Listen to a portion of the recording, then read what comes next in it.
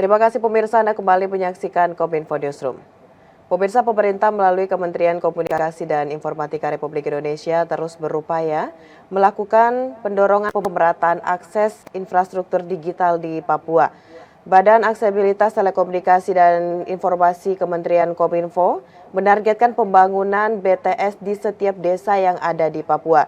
Dan dalam hal ini juga pemirsa, masyarakat adat Kampung Neishebe, Distrik Revenira Rajayapura menyambut baik rencana yang akan dilakukan oleh pemerintah tersebut, yakni pembangunan tower BTS dengan menghibahkan sebidang tanah kepada pemerintah Kabupaten Jayapura untuk pembangunan Tower Telekomunikasi atau BTS. Dan pemirsa, untuk mengetahui lebih jauh seperti apa hal tersebut saat ini yang terjadi di Jayapura, kita sudah terhubung bersama dengan Kepala Dinas Kominfo Kabupaten Jayapura, Bapak Gustaf Griapon. Halo Pak Gustaf, apa kabar Pak?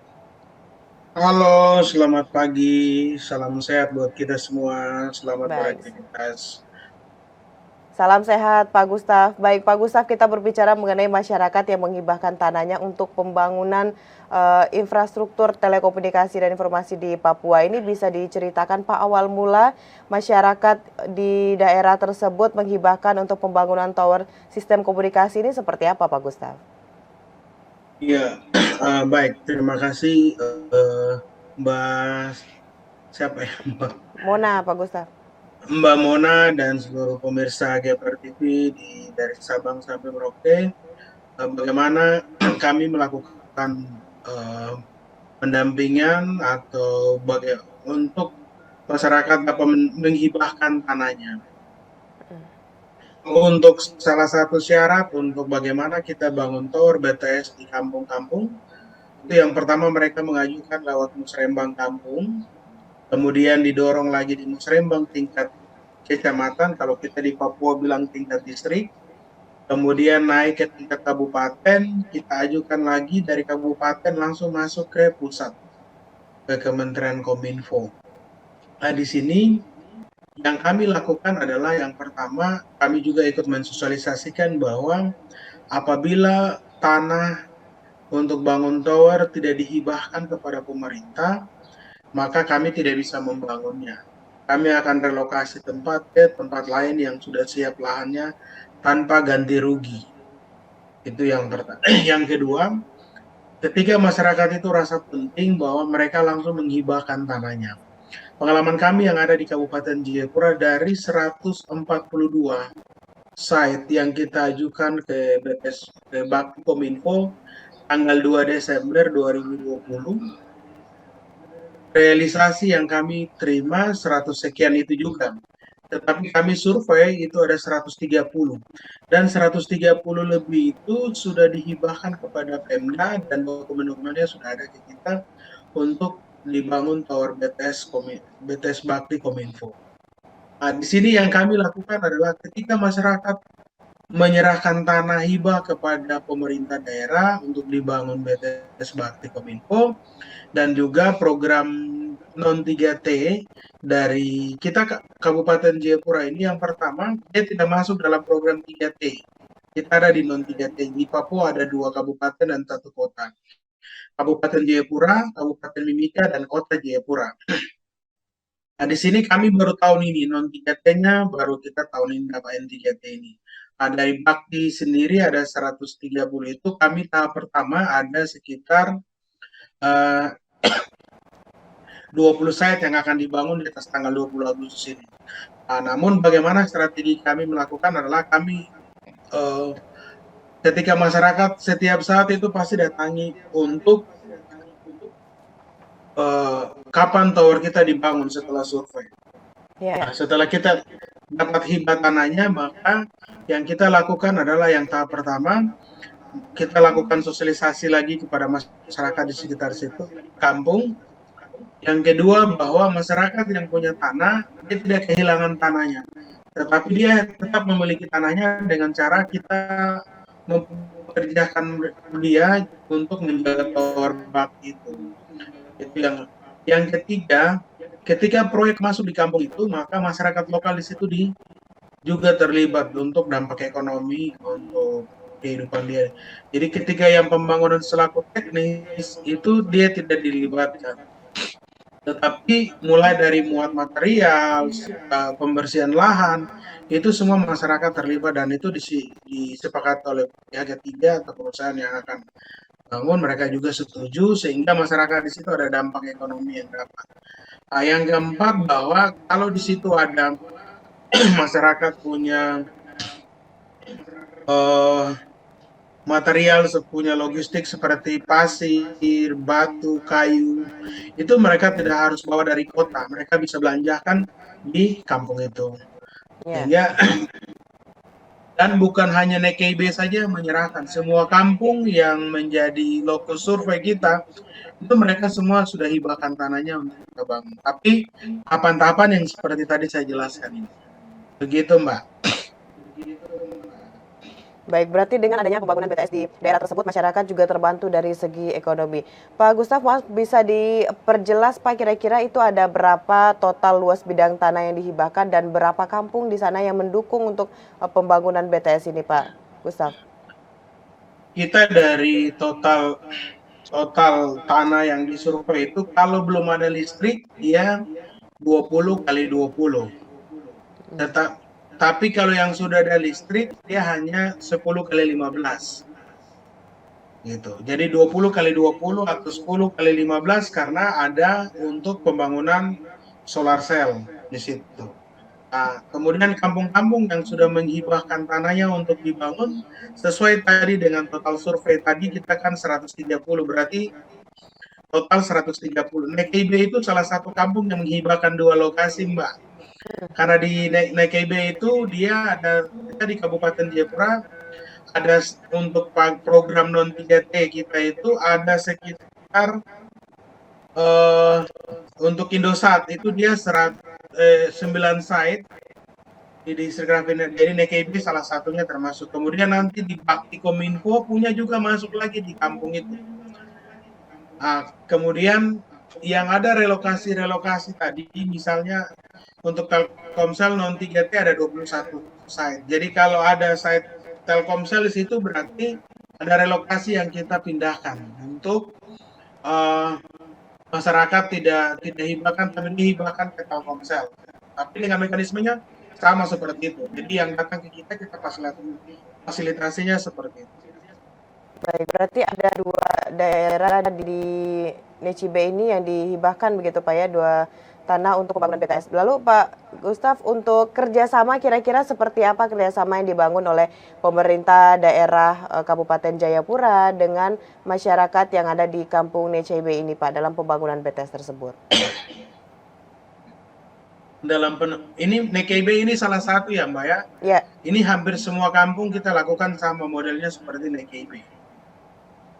Jadi kalau untuk pendampingan kita sendiri, kita tetap akan membangun kolaborasi ke depan. Yang pertama, kalau lokasi-lokasi BTS itu di area di pesisir pantai, berarti kita akan fokus bagaimana untuk peningkatan SDM atau literasi di situ. Salah satunya untuk pariwisata atau UMKM dan lain sebagainya. Kami akan dorong di situ dengan teman-teman yang menjaga tower.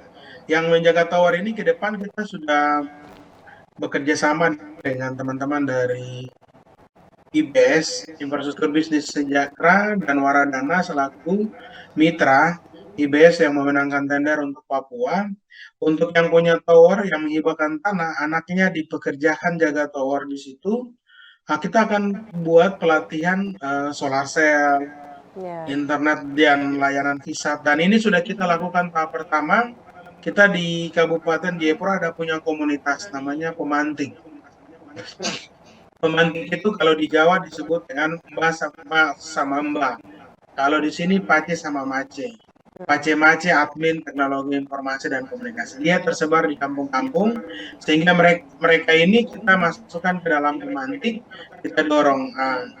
Kita kerjasama dengan teman-teman dari PT Pacific Satellite Nusantara (PSN) di Cikarang. Kita sudah bikin pelatihannya 2 kali. Yang tahun lalu, kemudian tahun ini bulan Maret, kita gandeng Common Room dari Injio dari Inggris, dan juga sekolah internet komunitas. Kita buat pelatihan dengan ada juga dasar-dasar IoT yang kita perkenalkan kepada anak-anak ini, pemantik ini.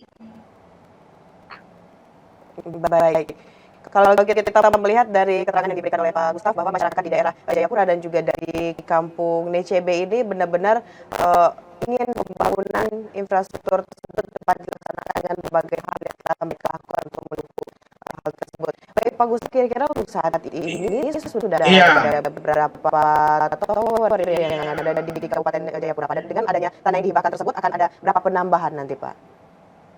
Jadi di DKIB itu, daerah DKIB itu ada 4 kampung namanya distrik Ravenirara itu biasa disebut dengan daerah kapal bawah sinyal. Jadi daerah itu kalau kapal masuk, kapal penumpang putih, masyarakat berbondong-bondong keluar bawa handphone, telepon, video call karena kapal bawah sinyal. Setelah kapal itu dia jauh dari wilayah distrik Ravenirara, maka sinyal juga akan hilang. Itu. Berarti sudah, kalau untuk di Jayapura sendiri sudah berapa tower total yang kira-kira sekarang Pak Gustaf? Kalau yang saat ini terlepas dari Bakti Kominfo ya, untuk Telkomsel sendiri ada 117 tower di Kabupaten Jayapura. Itu ada yang 4G, ada yang masih 2G juga, 2G. Kemudian di tower MCP, makrosel atau mikrosel yang kecil itu dari PT Daya Mitratel ada 2, dari PT Tower Bersama itu ada 14. Nah, untuk saat ini yang sudah dibangun sama Telkomsel untuk daerah nama paket pekerjaannya N3T atau non 3T itu dari 21 titik, Telkomsel baru bangun 4, berarti masih sisa sekitar 17. Untuk Indosat sendiri sudah mulai progres, sudah ada yang sudah dikerjakan semua, itu ada 9 titik. Untuk Bakti sendiri dari 130 yang disurvei, pertama ada 20 yang akan dikerjakan untuk daerah yang paling terluar dari kita, distrik pedalaman kita yang cukup jauh. Ada dari distrik Airu, distrik Kaure, distrik Yapsi. Kemudian distrik Gresik Selatan sama distrik Yokari, itu daerah pesisir pantai. Nah, jadi 21 tower itu yang dari Telkomsel, dari Indosat 9, dari Bakti sendiri kita masih tunggu. Jadi setiap ini masih ada nota dari Bakti keluar kepada teman-teman di Waradana dan IBS, baru dibangun. Jadi yang baru keluar dari 130 baru 20 Mbak. Nanti itu dibangun setelah di atas tanggal 10 mulai pekerjaan. Ya, baik. Pak Gustaf, tentunya dalam pembangunan hal besar ini ada beberapa tantangan yang dirasakan baik oleh pemerintah Kabupaten Jayapura dan juga dari masyarakat ataupun pihak lainnya yang mendukung pembangunan tersebut. Kira-kira untuk sejauh ini apa tantangan yang kita rasakan dalam pembangunan BTS di Kabupaten Jayapura ini dan juga di Kampung NCB tersebut, Pak Gustaf? Sebenarnya kalau tantangan untuk kita survei apa itu tidak ada Mbak. Kalau masyarakat yang selalu berbondong-bondong dalam musrembang selalu ngotot harus ada pembangunan tower BTS karena mereka selalu sampaikan, Pak, kita iri hati, kita ke kota, kita lihat di depan rumah orang telepon, orang naik ojek bisa telepon, kenapa di kampung kita tidak bisa? Nah, kemudian strategi kami lakukan untuk bagaimana melakukan konsolidasi, survei, dan lain sebagainya. Kami tetap menyurat kepada pemerintah distrik, kampung, dan juga teman-teman KNPI atau Karang Taruna dan teman-teman pemuda di kampung, ditambah dengan TNI Polri, Babinsa, dan Polsek. Itu juga surat-surat tembusan kita sampaikan. Mereka untuk membantu pemerintah dan juga anggota DPRD Kabupaten Jayapura yang punya dapil di mana kita ajak semua mereka terlibat. Karena supaya di masa-masa reses mereka juga ikut menyampaikan, mengedukasikan untuk bagaimana tanah ini juga harus dibebaskan untuk pembangunan BTS Bakti Kominfo ini ke depan. Sehingga sarana-sarana umum, dan puji Tuhan ini salah satu yang Bapak Nelson Sorontau yang ada pakai topi itu, kita ada punya pinang, makan pinang itu dia anggota DPR dari Dapil 2 yang kami di Ravenirara. Ini kami sama-sama tenggelam dengan speedboat waktu kita terbalik pada saat selesai survei itu. Baik, tentunya itu memang adalah strategi yang kita gunakan agar sistem informasi ini bisa tersebar luas di seluruh Indonesia, begitu Pak Gustaf ya. Baik, terakhir Pak Yes, Gustaf, benar. mungkin bisa disampaikan apa harapan dari Dinas Kominfo Kabupaten Jayapura dan juga mungkin dari masyarakat terhadap pembangunan BTS tersebut. Silakan Pak, mungkin bisa singkat saja.